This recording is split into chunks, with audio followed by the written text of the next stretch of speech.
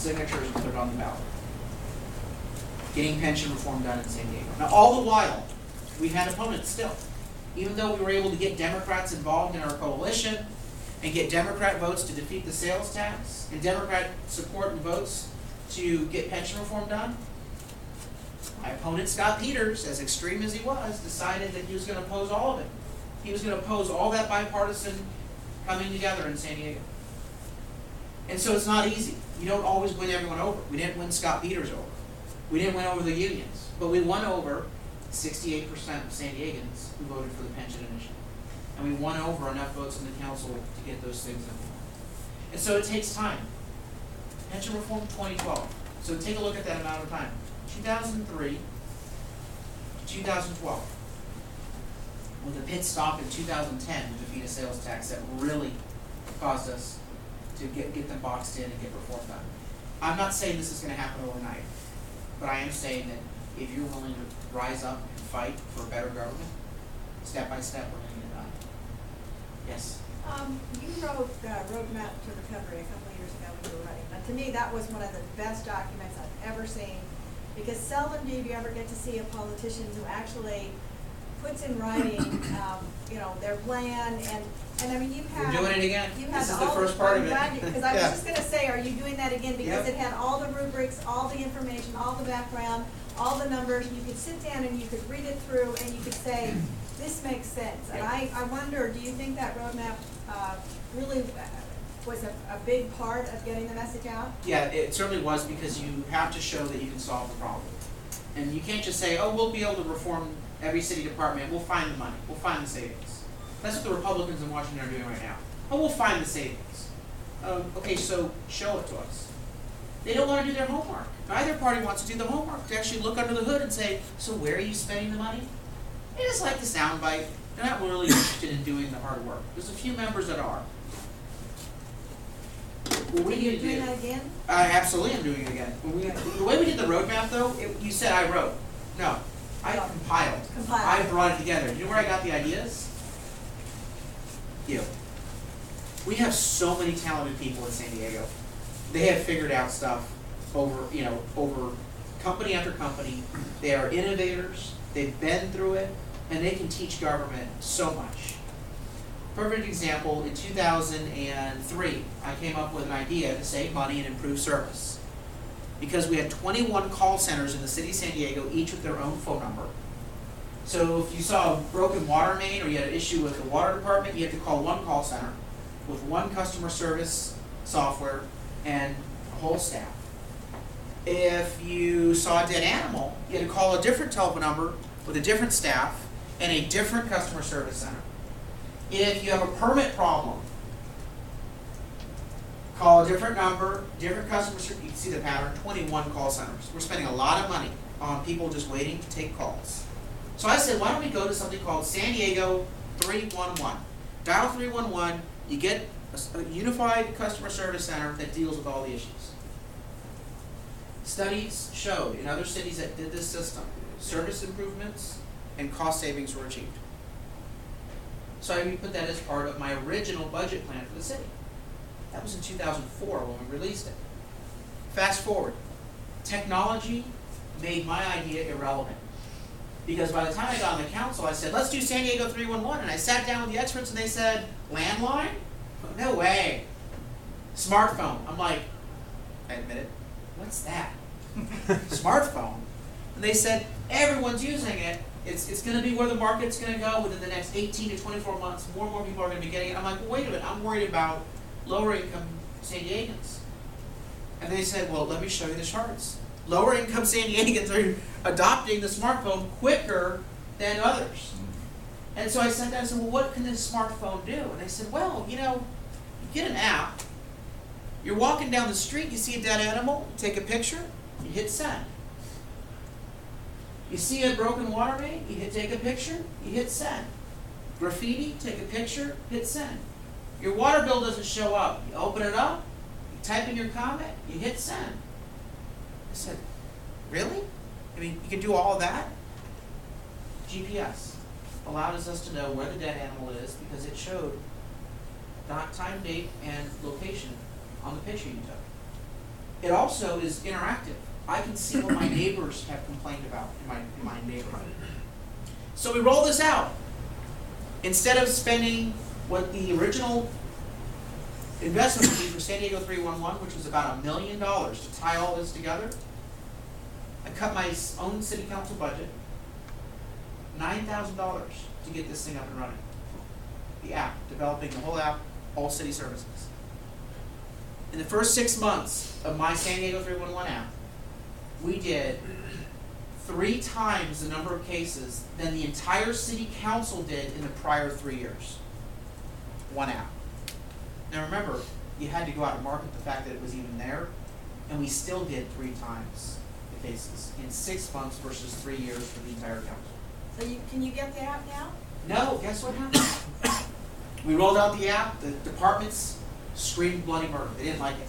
It said, oh my God, we're getting flooded with all these complaints. Yeah, you're not doing your job right. It's called do your job. And so the very day I left, city staff flipped the switch off. Frustrating. 2 steps forward, 2 or 3 steps back sometimes. One thing though stuck. I decided to do something called the road repair rally. And this is where people were complaining about potholes, and then every once in a while they'd call it in. So I said, no, let's not just call it in willy-nilly. We're going to go to every neighborhood, and we are going to recruit volunteers, and we're going to cover the entire neighborhood in one day, one morning. We're going to give them the app. We're going to give them clipboards. We're going to go out, walk every street. We're going to figure out where all the potholes are. Road repair rally. Now, we got in trouble because the union was complaining that, don't you allow people to do the work of city employees. We have a union contract, and if you do that work, we're going to sue. So there's certain things that we couldn't allow them to do, because originally what I was going to do is have them fill the potholes with whatever we could get. And I got a company to give us asphalt for free. I mean, this was all set up of like, go out there and let's solve problems. And people are willing to do this. We get out there, we get a whole list, 300, 400, 500 potholes in each neighborhood. We did these over a series of like 6 or 7 months. Because we gave city work crews a unified list in one neighborhood of all the road problems, the work crews came back and said, this is awesome. We are more efficient because we've taken all of our work crews out to the same area and we get all of it done all at the same time. And the residents loved it because it was a surge. They saw all these trucks out there, a lot of people out there doing work. Today, we have now implemented that as a standard procedure in the city of San Diego of geographic concentrated work teams for basic road response and road repairs. And that's because we just kind of figured it out. Let's try something new. They didn't want us to do it, but we did it. We learned from it. We made government better. So again, there's no program that you're going to be able to give me that we're not going to be able to make better. Some programs, however, are never going to work. The market is better. Nonprofits are better. The family is better. The individual is better. The state or local government is better than the federal government. But we will find a way to achieve a better outcome at a lower cost to the taxpayer. And that's what the Roadmap to Recovery philosophy is about. It's not just balancing the budget. It's about making government work again. And that means that sometimes to make government work, you define what the real role of government is, the proper role. I'm excited about being able to do that because I'm getting those ideas from all of you. Those technology ideas, the road repair rally ideas, that's what we're getting from each and every citizen out there who's got a great mind, a great experience from their own life. Other comments and questions? Yeah. So obviously you were raised, your background would be kind of a background that would want government involvement. You were effectively orphaned. I was raised by the Jesuits. Like, they're pretty liberal. Just like, you'd be the first one to ask for a government handout. Obviously government should have paid for your education and stuff like that. So how the heck did you become someone who was for freedom, became a Republican? And then my second part of that would be, how are you different than the establishment now? Like, what has changed you? First and foremost, I think because I was raised, because of my experiences as a child, it has given me drive and determination. Watching my mother be told 6 weeks from now you're probably going to be dead, maybe 6 months, and her turn to her doctors and say, oh, I can't do that. I can't leave my kids with their father. He's an abuser. I have to survive. So she turned her sentence into 6 years, 6.5 years. Whenever something bad would happen, she would just pick up and keep fighting. So we get setbacks. I mean, losing the Bears race hurt like hell. But I said, we have government to reform. We have so much more work to do, and we're not going to allow this setback to deter. And a lot of that setback was because we had a national Republican brand that when you got to those last voters that weren't paying attention, they just looked at the label. And so I said, well, what can I do to change what just happened? I said, well, I could probably help reform that brand, help reform that national party that is very much out of touch on several issues. The determination from childhood that you can throw an obstacle up and we're just going to keep working hard to overcome it. Second, passion. I care about people who are down on their luck. I care about these problems. I don't think that you hear Republicans talk enough about environment, education, healthcare, from a passionate, I want to get this done standpoint. They love balanced budgets and tax cuts. But when was the last time you heard them talk with passion about open space, with beaches and bays? We need to get back to that. Now, just so happens that we care about that stuff, we want that stuff, but we think that incentives and markets are far more effective at achieving it. And so that's why I'm a Republican. Ultimately is you can be a Republican with a heart, you care about achieving better outcomes, but you're smart enough to recognize that government is the last place you want to go to solve a problem. Government typically is the problem that you have to get around in order to achieve a result. And so that's, I think, ultimately the new philosophy.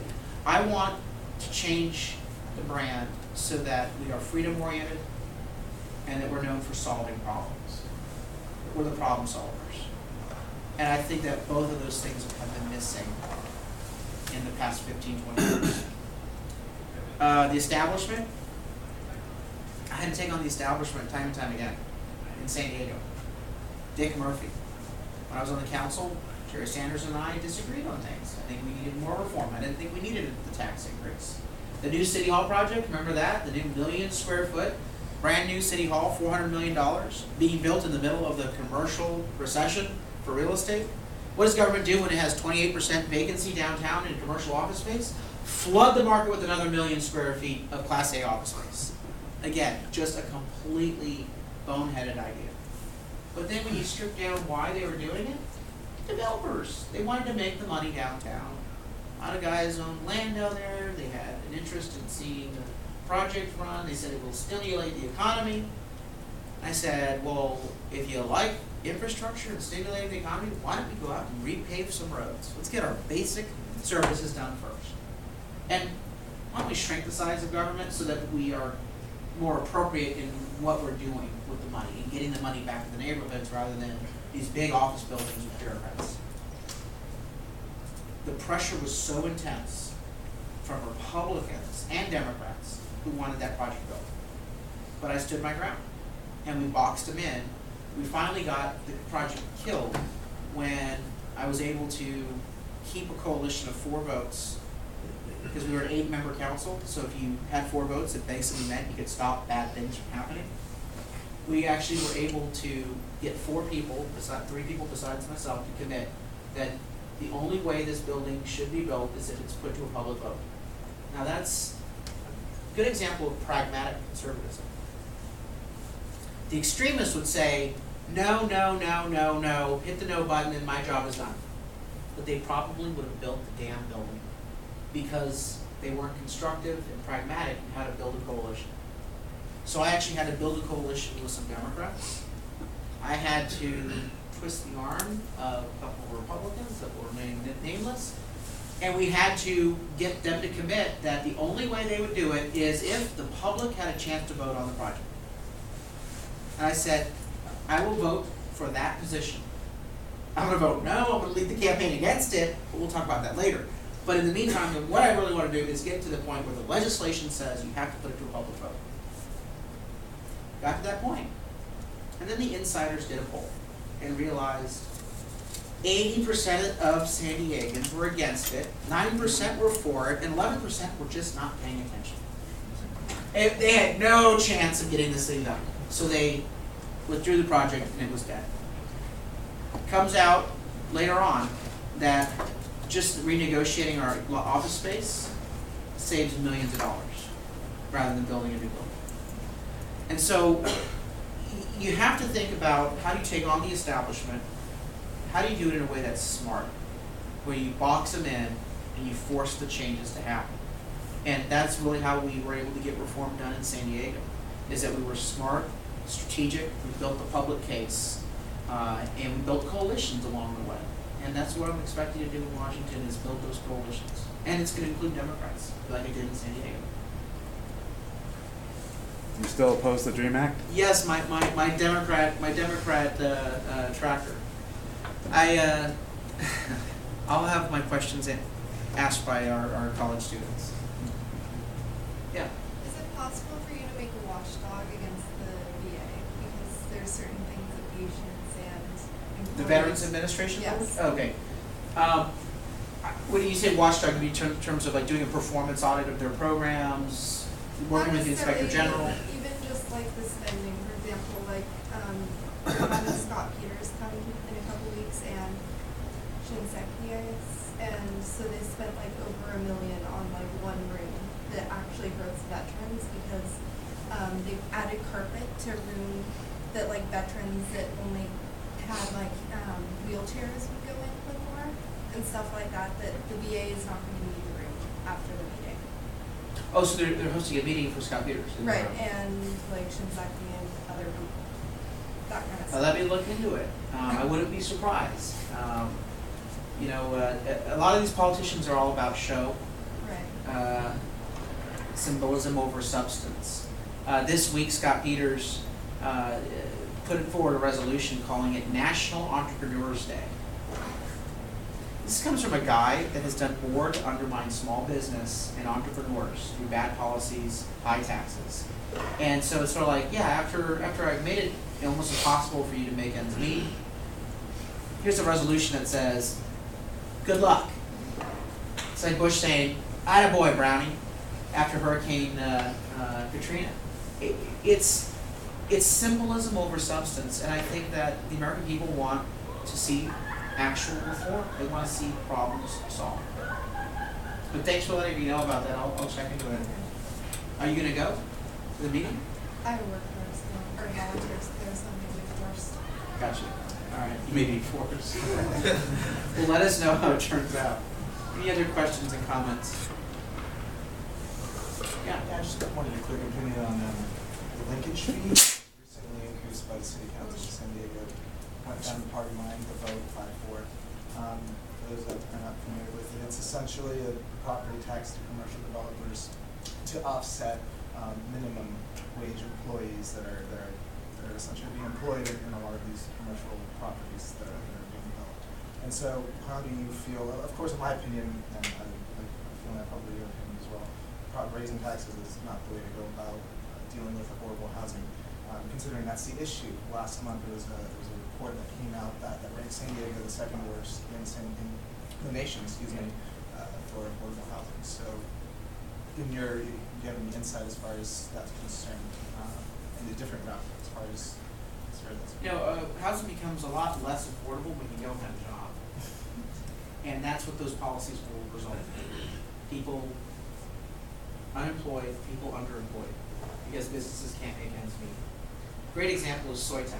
It's a solar manufacturing company from France that located in my district, Rancho Bernardo, just down the street from my house. 500 jobs. Head of Soitec North America testified during that linkage fee discussion and said, if this policy were in place, we would not have chosen San Diego. 500 jobs. And so it's crazy. You talk about affordable housing, you can't afford your house, can't afford an apartment when you don't have a job. So let's think about how do we make sure that the economy is as strong as possible so that we are creating all sorts of jobs that we